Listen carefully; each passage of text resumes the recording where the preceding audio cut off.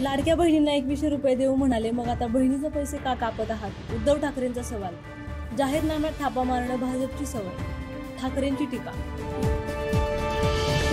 बीडच्या शिरूर तालुक्यातल्या पिंपळनेरमध्ये राष्ट्रसंत भगवान बाबा यांचा 91वा नारळी सप्ताह धनंजय मुंडे आणि सुरेश धस एकाच व्यासपीठावर येण्याची शक्यता.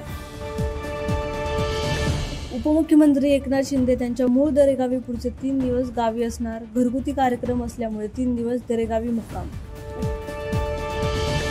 राज्यात पहिलीपासून हिंदी शिकवण्यावर शिक्कामोर्तब. शैक्षणिक धोरणानुसार तृतीय भाषा म्हणून हिंदी शिकवणार. इतर माध्यमांच्या शाळांमध्ये माध्यम भाषा मराठी आणि इंग्रजी शिकवणार.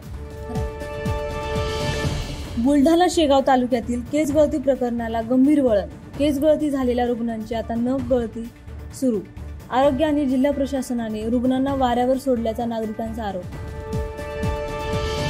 नाशिकच्या दर्गा प्रकरणी सर्वोच्च न्यायालयाकडून कारवाईला स्थगिती. न्यायालयाने महानगरपालिकेकडे खुलासा मागितला. बीडमधील संतोष देशमुख हत्या प्रकरणी तपास करणारे SITमध्ये आणखी 2 जणांचा समावेश.